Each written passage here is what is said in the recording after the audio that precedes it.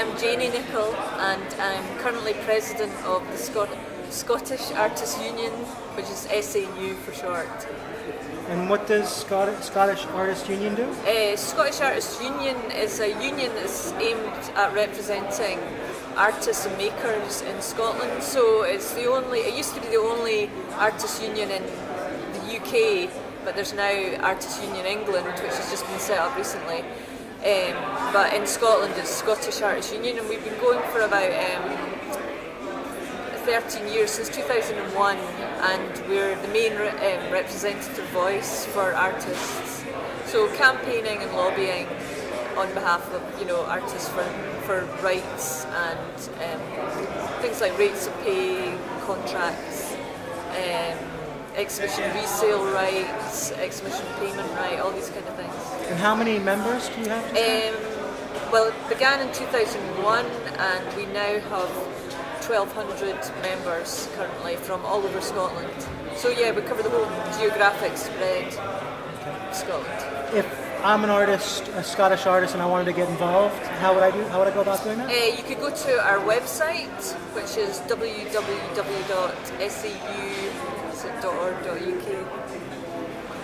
Check that. I think that's what it is.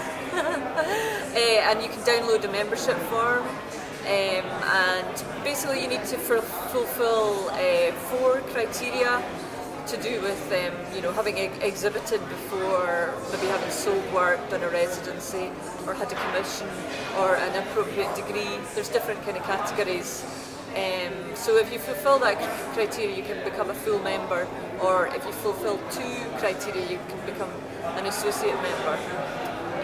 So yeah, if you're a full member, the only difference between an associate member and a full member is you don't get to vote at the AGM. So it's not so hard to become a member. But basically we're a organisation representing professional artists, so that's why we have a list of criteria. Excellent, okay. About the networking event tonight, so why did you decide to come along and get involved? Peter asked me to come and give a talk, but I mean, basically I think in order to represent artists, we have to kind of get out there and let people know that we exist. So although we've been going for over 10 years, we're an artist-run organisation. We're all the executives made up of volunteers. We're all practitioners ourselves, and we have 1 part-time administrator. So we're not a big organisation, and it's important that we get out and get the message across that we are basically as strong as our membership. So the more members we have, the more we can campaign on their behalf. And basically we're not, another important thing to mention is we're not funded by anyone, so we're an independent organisation. So basically we use the membership that we get from our members to fund the organisation. So we're not relying on anyone like Creative Scotland or some other arts board or organisation to help fund us. So we basically have an independent voice, which we think is quite important for campaigning. Okay. Just talk a little bit about artists and some of the challenges artists are facing, as you probably are quite close to that. What do you think some of the key challenges artists are facing today? Well, I mean, I think definitely because we have the recession at the moment, there's austerity measures being rolled out. I think there's a real kind of unwillingness to part with money in general, and that affects artists because most artists are self-employed. They have quite precarious working practices. Something like 78% of our members earn less than 10 grand a year, which isn't a lot of money. That's like half the average income, your average worker, I think, in Scotland. So yeah, although generally the membership are well educated, if you compare it to other educated professionals, they really aren't making money that they should be. So we see our role as campaigning to try and help artists. So yeah, I think the recession is the main sort of stumbling block. And also things like local authorities that used to employ artists a lot are having their arts budgets cut. So places like Moray up north and Stirling recently had massive cuts to their art budget. Moray, it seemed to be completely axed. So it's that thing of when people are having to justify the funding from local authorities, you know, people will always sort of compare it to, oh, well, you know, we could be paying for hospital beds or whatever, and it's a really hard argument to make that, you know, to justify the benefits of the arts for the population. So I think that really affects artists. Okay.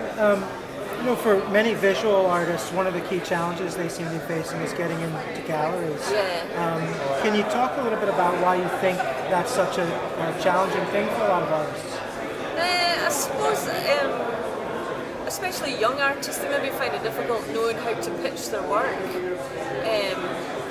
and knowing which galleries to approach. I mean, I think any artist, you know, it takes a while to kind of work out how the work you're making will be received. So often it's, I suppose you could say that sometimes it's who you know, or it's through making you know, personal contact with galleries or people that you think might be interested in your work. So these are quite sort of difficult initial barriers, I think. So if there is a network there that makes that easier or gives artists a platform, you know, like an internet interface, websites where they can like showcase their work easily, that, you know, that can really be a good thing, really. Okay, a little bit about Art Retail Network. I know it's a relatively new concept, just introduced relatively recently to you.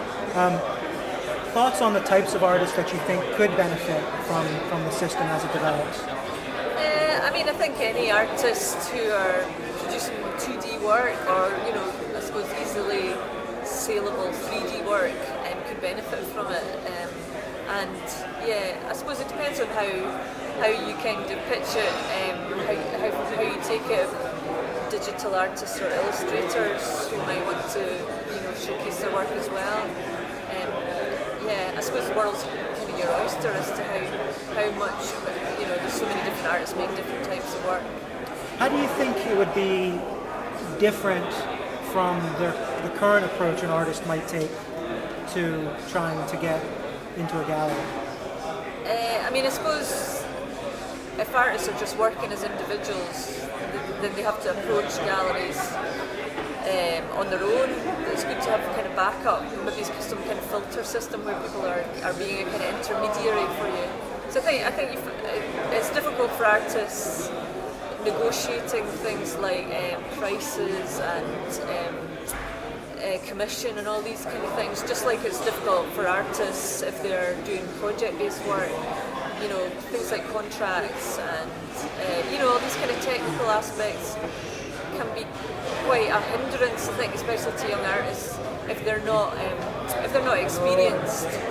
So it's good I think it's good for there to be some kind of organisation that's maybe kind of making that easier for artists. Okay. And one last question.